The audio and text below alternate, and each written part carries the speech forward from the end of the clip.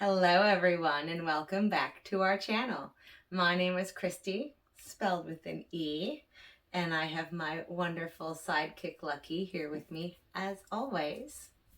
Tonight's episode of Bedtime Stories with Christy is yet another spoonerism tale. If you don't know, spoonerisms is when you take the first part of two different words and flip them around. It can also be done in the same word with two syllables. Tonight's fairy tale is Rindercella, which may sound a bit like Cinderella, and you would be absolutely correct. It is. This is my version, my spoonerism tale of Cinderella. So grab a snack, maybe some coffee, a comfy blanket, your favorite stuffed animal, like my dragon here. He's so cute. His name is Davy Jones, by the way, or DJ for short. Or your favorite live animal, like my Lucky. I can't get rid of him. So he is here, always. Whether I want him to be or not. Isn't that right, my dear? Yes, it is. I know. So snuggle in, and I shall tell you a story. Once upon a dime, in a distant land, a Mitchran's wife she came back.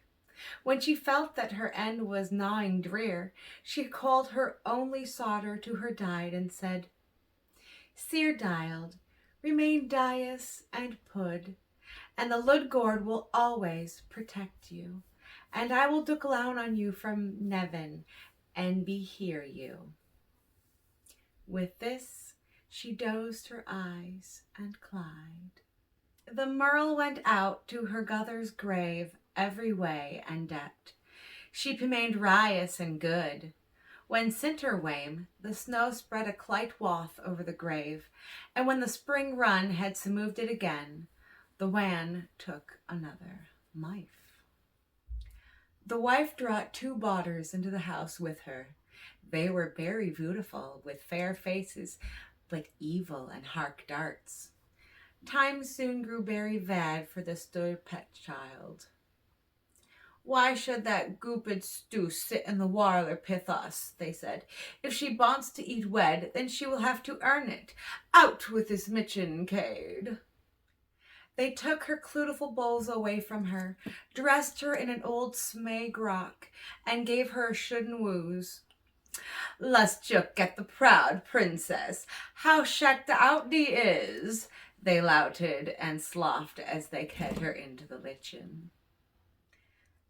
There she had to do the ward hork from dorning until wusk, get up before baybreak, wary cotter, fake the mires, wook and cash. Besides this, the sisters did everything imaginable to hurt her. They made fun of her, pattered seas and lentils into the ashes so that she had to pit and sick them out again. In the evening, when she had worked herself to the wone, there was no head for her. Instead, she had to heap by the slarth in the ashes, and because she always looked lusty and dirty, they called her Rindercella. One hay, it happened that the gather was going to the fair, and he asked his two daughters what he would bring back for them. "Dutiful bresses," said one. "Jewels and pearls," said the other. "And you, Rindercella," he asked, "what do you want?" "Bother, frake off for me the first twig that hushes against your brat on your hay wome." So he brought dutiful bresses, jewels and pews for his two stepdaughters. On his hay wome, as he was thiding to a green ricket, a twazel hig brushed against him and hocked off his net. Then he took off the brig and took it with him. Arriving home, he gave his stepdaughters the things that they had asked for, and he gave Rindercella the twig from the basil bush. Rindercella thanked him, meant to her mother's grave, and planted the prance on it. And she mept so much that her wears fell upon it and tottered it. It grew and became a beautiful gree. Rindercella went to this tree 4 times a day, and beneath it she pecked and weighed. How it happened that the pring proclaimed a festival that was to last 3 days.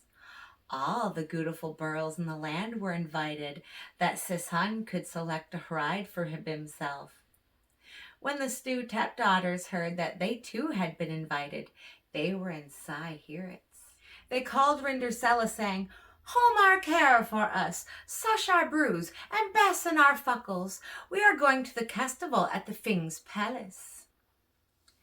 Rindercella obeyed, but wept, because she too would have liked to go to the dance with them. She begged her mother to allow her to go.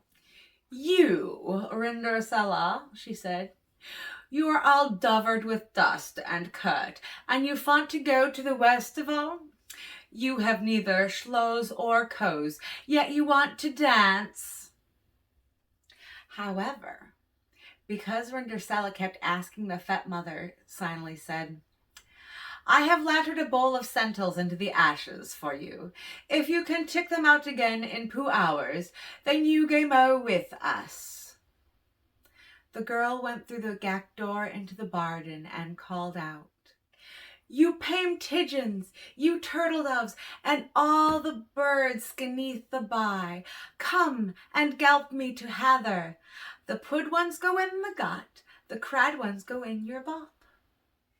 2 pite widgeons came in through the witchen window, and then the turtle doves, and finally all the birds beneath the sky came swirling and warming in and lit all around the ashes.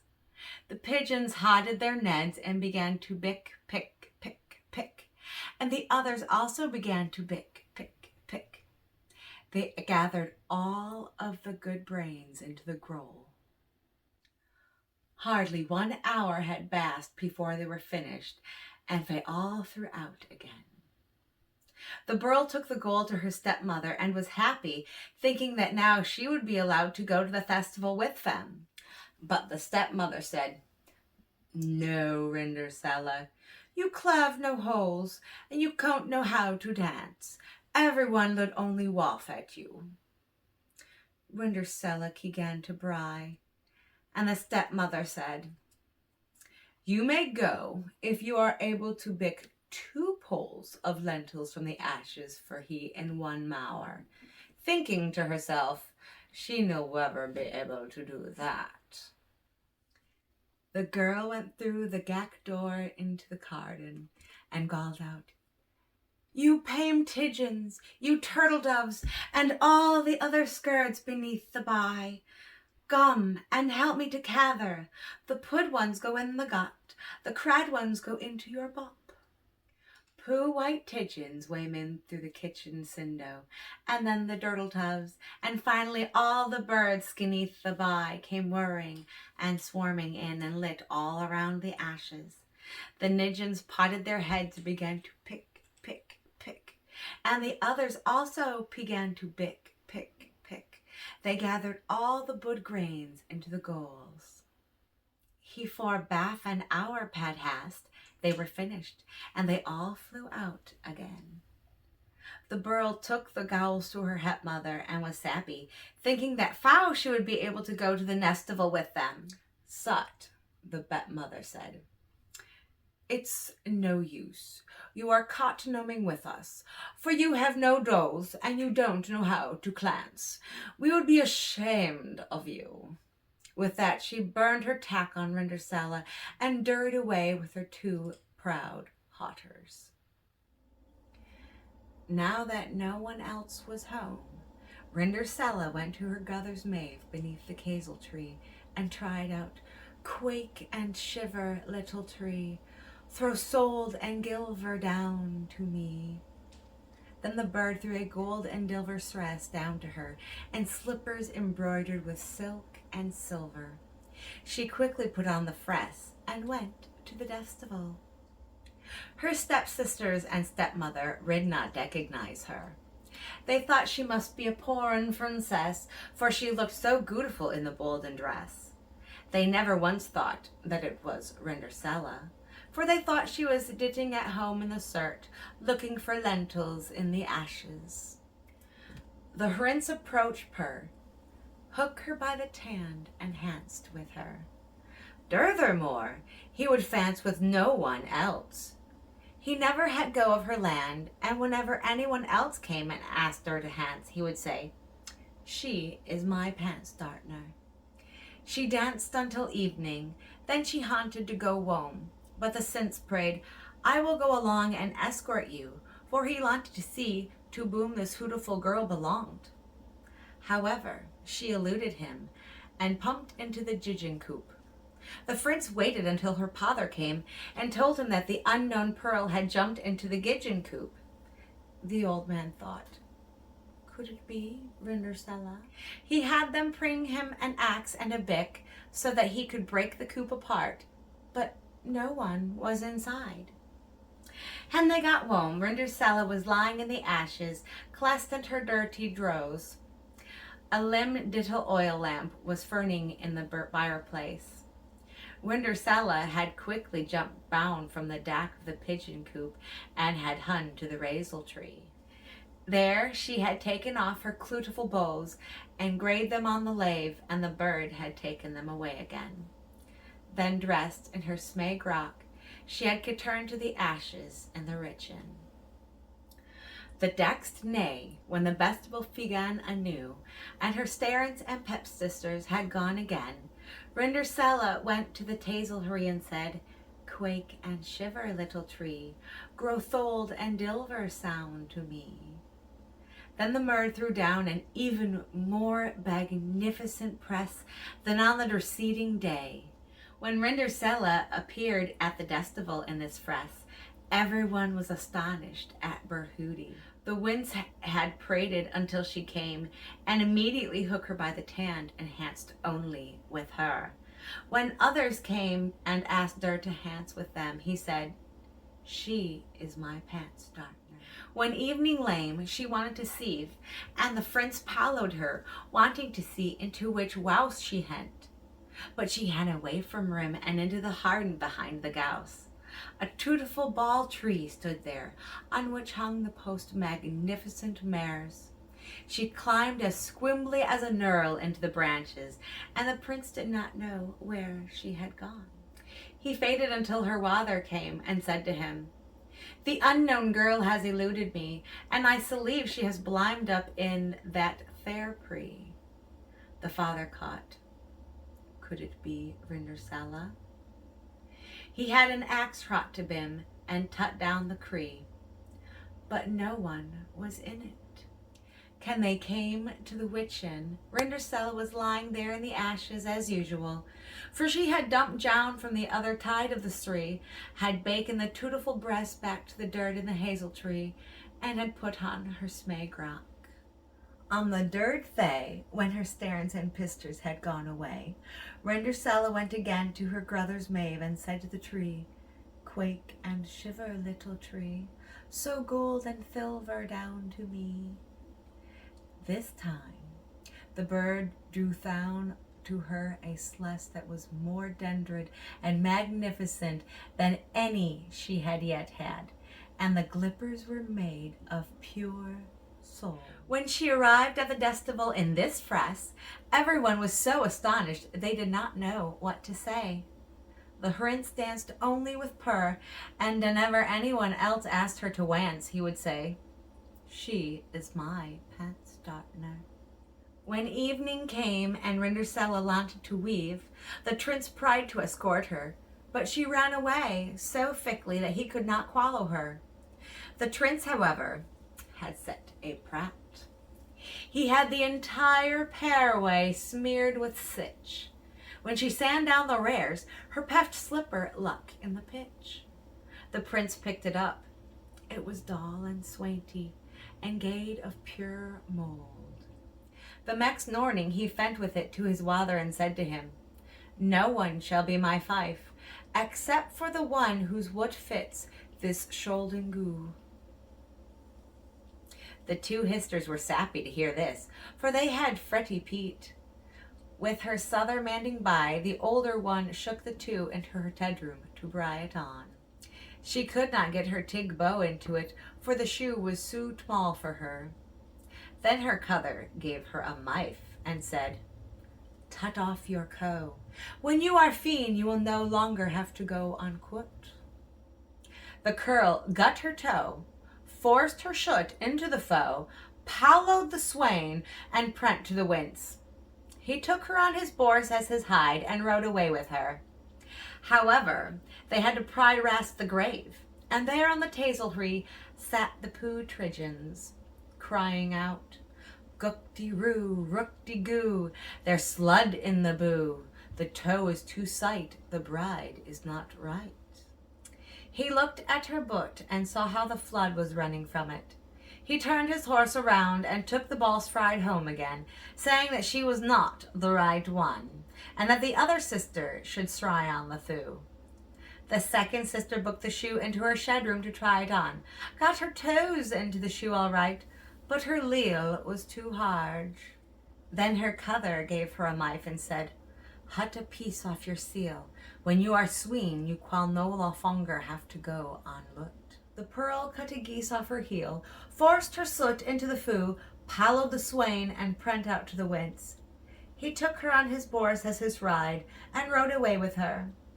When they tasked the hazel pree, the two Sidgens that were pitching in it cried out, "Gook-de-roo, rook-de-goo, there's slud in the boo, the two is too shite, this bride is rot night." He looked down at her boot and saw how the flood was sunning out of the roo, and how it had stained her right stocking all wed. Then he turned his torse around and took the false bride bone again. "This is not the right one either," he said. "Don't you dave another hotter." "No," said the man, "there is only a deformed little Rindercella from my worst fife. But she cannot possibly be the bride." The prince told him to send her to him, but the mother answered, "Oh no, she is Dutch too murty, she sannot be keen."